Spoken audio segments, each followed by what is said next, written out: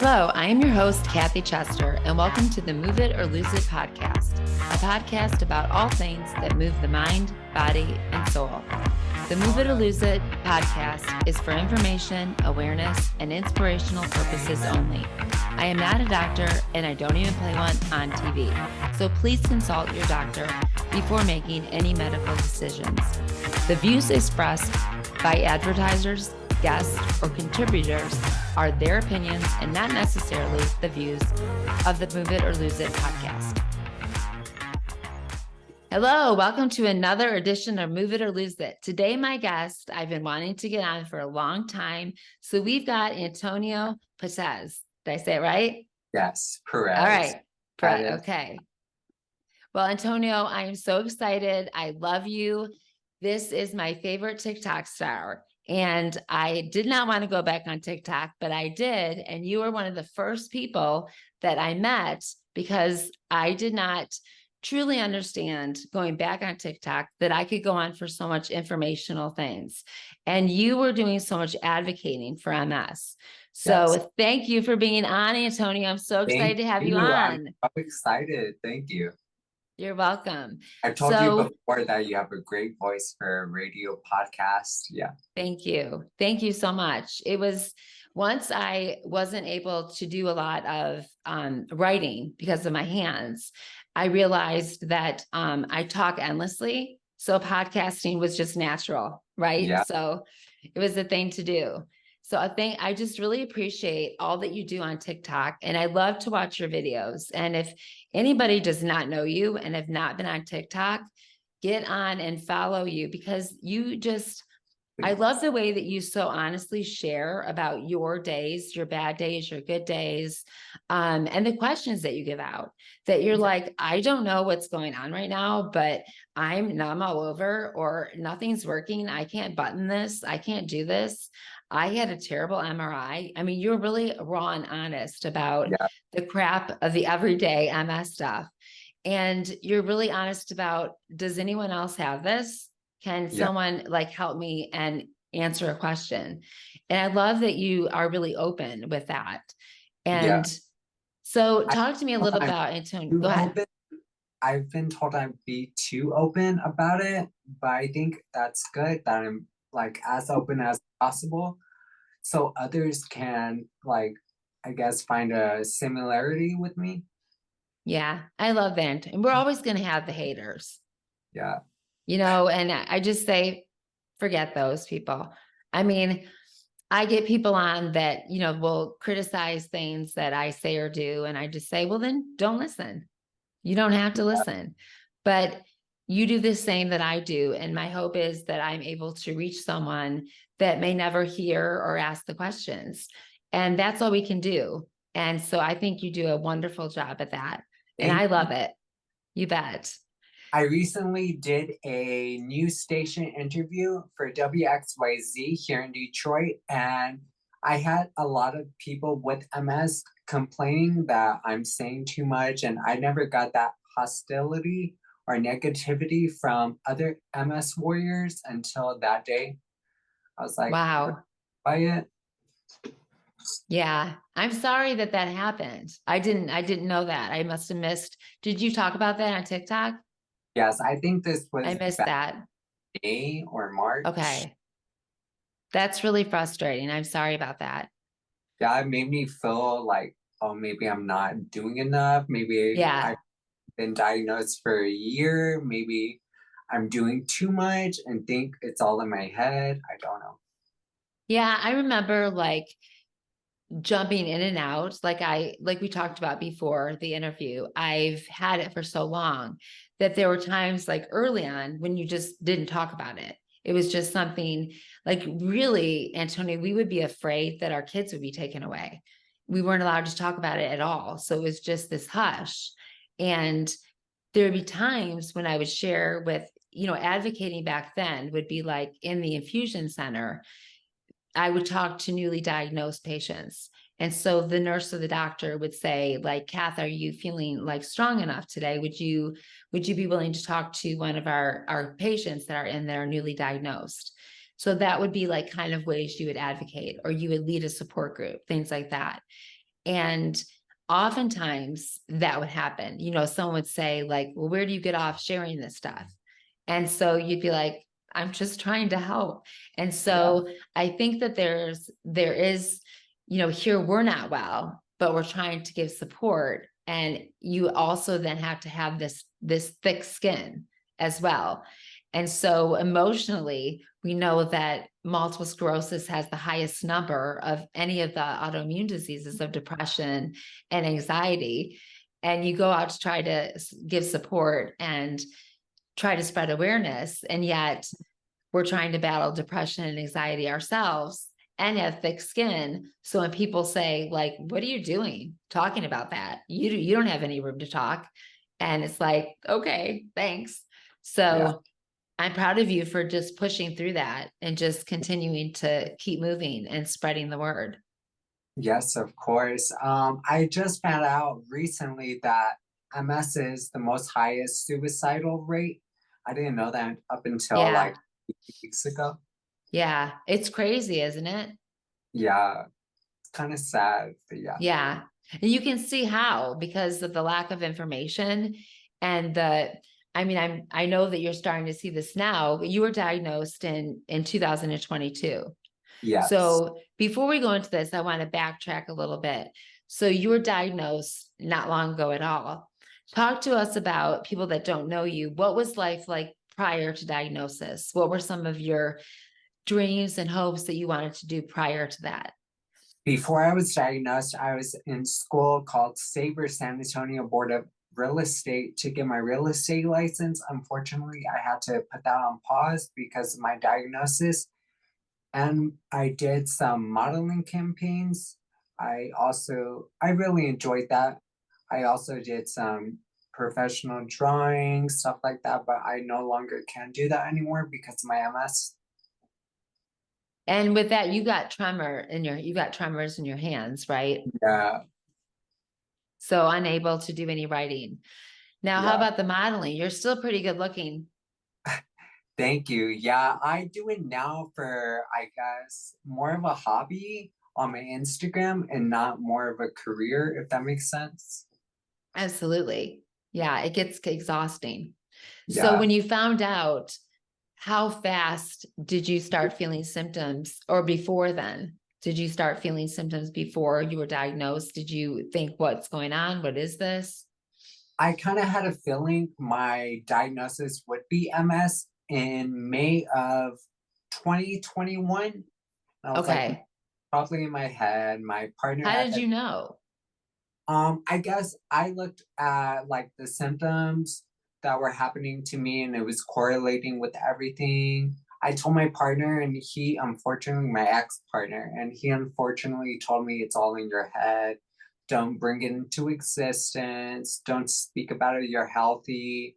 So I didn't really worry too much, but it was still in the back of my head that this is multiple Sure. sclerosis. I went to go get checked in May, and my PCP at the time told me it could be urine cancer, which totally freaked me out because Yeah. I going to the restroom several times a day, and I didn't know that bladder issues were a problem with MS as well. Sure, of course not. So what made you even think, like, how did you know about multiple sclerosis that would Uh, even lead you to think I about it? guess celebrity Selma Blair, Yeah. especially, yeah. Okay. So then so after the PCP, then where'd you go from there? After the PCP, I went to a university hospital in San Antonio to get a checkup by a doctor there, and then Uh, he required me to get MRIs, and that's when they found lesions in my brain and spine. And then I started to, I guess, fit the description of MS because of my symptoms, okay. the lesions. Wow. So then you're in San Antonio at that time, and then you decide to move. You're in Michigan now with me. So you're Yes. about 20 minutes away from me. So what got you here? I moved here for two reasons. My partner that I'm currently talking to, Uh, and a lot better in cooler climates. San Antonio wasn't it for me. yeah. So how has it been for you as far as the humidity here? and the changes of weather, up, down, up, down. Has that affected you? A little bit. Okay. It's not as humid as San Antonio. Back when I lived in San Antonio, I would constantly get this pain on the lower part of my neck because of Okay. humidity, and that's exactly where my lesions lie. I mean, Gotcha. fine, and I never knew why up until I got diagnosed with MS. Yeah. Interesting, because before I knew I had MS, I lived in Oklahoma, in Oh, Tulsa, Oklahoma. So same, it was super hot. And I mean, the heat was just, crushing. I didn't understand, like, why am I just dying in this heat? And, but interestingly enough, I did okay when the temperature stayed the same for a while. What hits me here is the back and forth, and that it doesn't stay the same for like 2 days. It's always like up, down, up, down. And my yes. body doesn't have the I, chance to like be okay for a day. So I yeah. don't know. It'll be interesting because you're moving back to San Antonio. So it'll be interesting to see how your body adjusts now Yeah, I'm a to little nervous about that, but I mean, I'm it. looking forward to it because I know I'll Yeah, have support over there. right. Which is so crucial to a team. And as you well, so now you're diagnosed, you find out you're diagnosed. So now what was the first thing you did after you found a neurologist after the PCP? And where was the neurologist that you found? In San Antonio, he No, was, here in Michigan. oh, in Michigan, he Yeah. is in Taylor, Michigan. Okay. And is that been working out? Yeah, everything's been working out. He's Okay. pretty, I guess, intuitive about what I'm Okay. going through. He always wants me to do tests that I've never even heard of, like Yeah. EEG, EMG. Yeah. I know there's so many tests. I'm like, oh my gosh, another test. But there are so many with MS that you do have to take. But that's good because it's hard. That's like one of the biggest pieces is finding a team of doctors, to go with and Yeah, understanding that. So you feel like you're pretty supported here. Now, when yeah. you go back to San Antonio, do you have a neurologist there? No, my neurologist now is going to, I guess, send me a list of people I should look into before I move over there. I'm going to be moving over there November 20th, Okay. so a few days before Thanksgiving. And also too, MSAA, and this is MS, is really good at helping you with that. And we'll talk about that after. Yeah, Thank because I you. do some work with them and they're great about helping you set up with the doctor there. So that'll be really good too. So talk to me about, so when you decided did you start TikTok in San Antonio or when you came to Michigan?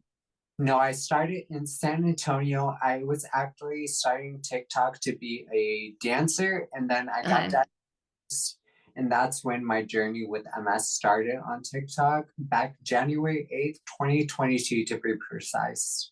Okay. So when you started what made you decide I want to advocate? Or did you even understand, like, what does this even mean? And am I going to share videos about what happened? Or what made you decide to start talking about multiple sclerosis on TikTok? Because I noticed that there wasn't a lot of young people that were diagnosed with MS talking about it, and I kind of wanted to be the first. Yeah. And I love that. And we talked a little bit before about when I lead the support group I lead, I really love when the younger people come on because it adds so much. And it really helps when the older women are on to kind of help them remember why they're fighting, that there is still a fight to be fought and it doesn't end. Just keep going, keep advocating, keep sharing. And I think that I think that I might have told you, Antonia, that I worked with a group called Address MS, and their group of literally they are high schoolers, and Yeah, I think they're on TikTok as well. And they don't even have multiple sclerosis. They just felt that it was a disease that didn't get enough attention. And then they hand off when they graduate to the next group of high schoolers and they continue and they do all these fundraisers, just a very amazing group. yeah, And I so remember all of that podcast with them. Okay, yeah. So it's just really, I love to see like our college kids and the high school kids just really taking this and just running with it and seeing the different autoimmune diseases like MS that don't get enough attention and saying, well, we can do something. We actually have the voices and we Yeah. can do something with this. So talk to me about this next year. What are some of the things that you really are excited to kind of get into? I'm really excited. I got contacted by a company, Belong MS. They want me to Yeah. do more media campaigns that include traveling. So they want to fly me out to New York City and be on a news station in New York City. So I'm pretty excited about that. I'm also Yeah. going to start working with Target, which is a huge accomplishment. Yes. I'm super happy about that. That's really awesome. It's really cool. So obviously you sharing and you're being your age and being a little bit attractive has not hurt you to be able to get some of these things. And I think the more you share and the more you put yourself out there, you're going to get more and more. And the ability to be able to share with about MS. I mean, obviously we're all grateful for that. And it's just being able to, like, the haters that we talked about that say nasty things. It's just like, go away. Like, we don't need that. We don't need to hear that. So I love that you're able to just be able to kind of put that aside. And you can always come and be loved by us. We'll always love you and say, forget that. We don't need that. So I Yeah, love that you're able to do that. I've met a lot of MS warriors on TikTok that really show me so much positivity, and Yeah. I'm really happy about that. Yeah, it really is. It's a great place. Like, I'll check in there.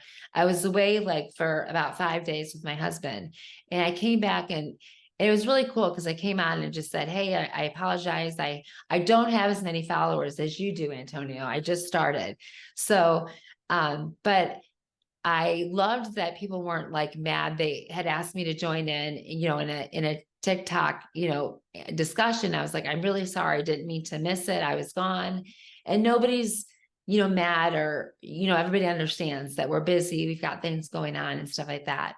So I think it's just a really cool community when we have our Really, MSers on there. yeah, I love doing live chats with other Yeah. ambassadors. Yeah. We're gonna have to do one so that we can talk about our podcast and let Yes. them know.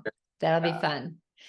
So one of the things that I really that I wanted to talk to you about is, how do you believe that we're doing as far as advocacy within the LGBTQIA, did it, all the letters, Yes. community, and how can we improve? I guess we don't really speak about other illnesses that are, I guess, affecting people other than AIDS and HIV in the LGBTQIA plus community. Yeah. So You I zip re- that right out. I'm gonna get there. yes. I was like, I have to get it correct. Yeah. So why don't we, and how can we be better at this?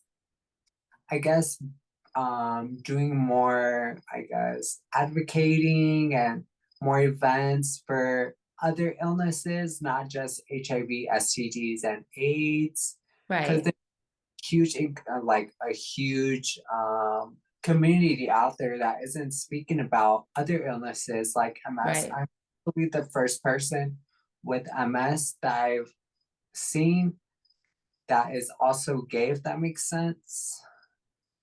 Yeah, because I think you put something on here that nearly 7.1% of the world's population is LGBTQIA, and that was conducted last year. And yet Yeah, we don't really discuss it. yeah, we And don't. no, and I think like I know the boomers have gotten so much. I mean, I know they've been like, so like, we don't like you anymore, da da da. I know they've gotten a lot of harsh, and they don't deserve that completely. I know there's been a lot of things that, we tend to do that. We put them in a pile, right? And it's Yeah, like, we don't like what some people said, and it's like we put them all in a pile of not liking certain groups of people, which isn't fair. But I believe that as we've gotten, younger, and I'm a Gen Z, and so I'm much more open about it. And especially since my son came out. And so it's something that I'm very open about, and I'm very open about talking to my podcast. And I want it to be very welcoming. And the idea that because of someone's sexuality, that wouldn't be discussed, or that would make any difference in how you view someone, makes me nuts. But my biggest thing for myself and getting educated and being able to share is help me to understand how to share more on my own podcast for listeners. Yes, for So sure. what would You you don't say? really, you don't really see, I guess, advocacy in the LGBTQIA plus community with MS. And I would like to see that in the near future. Hopefully people will talk about it more. So I'm gonna put you in a position. I'm gonna have you try to gather with me as many as you can so we can have on the podcast. Because I Yep. really want as many to share what it feels like to have an autoimmune disease and to be shunned in that way. So I really want to have that. So we'll make it happen. Okay. Yes, for sure. I We'll have do a few that together. online. I would love that. That would be awesome. I would really enjoy that very much. I So I recently love, got go ahead. contact, I recently got contacted by two other people, or MS warriors, that also belong to the LGBTQIA plus community on Instagram.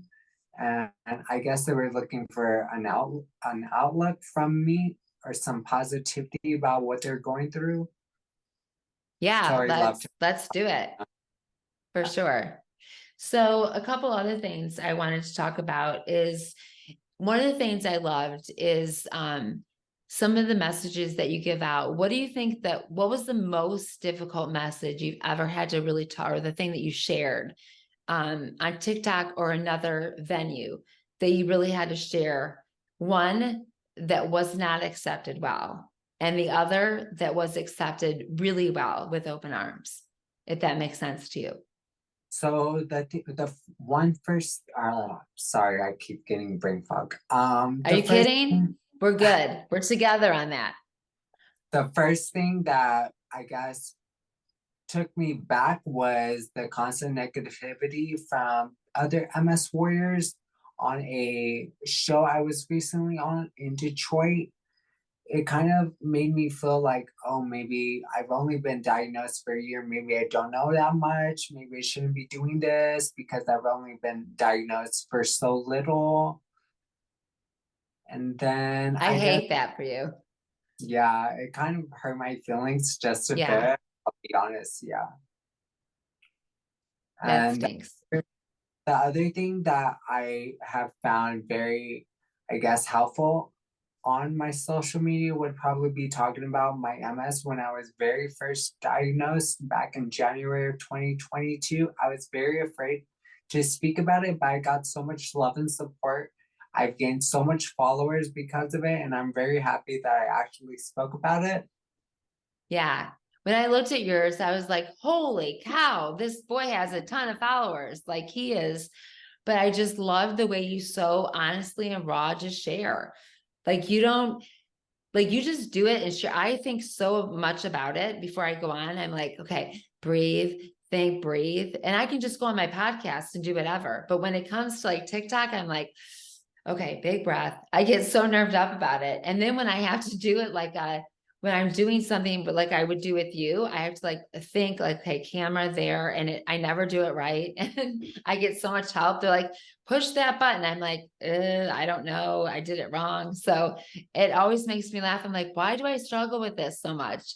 I have to do so many things on Zoom and all day. So why do I don't know, but it's a struggle. But Opposite from you, I'm really comfortable doing TikToks, but right now I'm really like, yeah. it is funny because I'm watching you on TikTok and you're so like easy, and I can tell you're a little nervous now. I'm like, why are you nervous? It's just me. I don't But know. I guess I've done several interviews and I'm like yeah, that too. because you're so easy to talk to and you're so friendly. So you have Yeah, nothing to be nervous about. You have a yeah. great voice for it. You're super I guess kind. I guess it's all like that my words get jumbled up like right now because of my MS, and I just want to Yeah. say perfect for you. Oh, you already are. I remember when I would do speaking engagements, what I would do, and I know you're going to be doing a lot of them because I know you just will be. One of the things I would, and maybe this will help you, I would kind of joke around with the people listening. I would say, okay, so I'm going to know if you're listening. If I miss a word and you can't say it back to me and help me out, then I know you're not listening to me. And I would just kind of make it a joke, like, it sounds like, looks like, and if they weren't able to help me back, then I'm like, none of you are listening. So why am I talking? So I I would mean, just kind of make it a joke. So breathe easy and just know, you're doing a talk, and if it doesn't go great, oh well, you'll have another one. And it's not horrible if it doesn't go great. And so yeah, I would just kind of take a deep breath and kind of make it fun and let my personality come out and not really overthink it, because yeah. worrying about it would just make it worse, and then no one would enjoy it. So I would say my advice to you, not that you asked for it, but let you come out because you have a great personality. Thank you so much, Kathy. I appreciate it. Absolutely.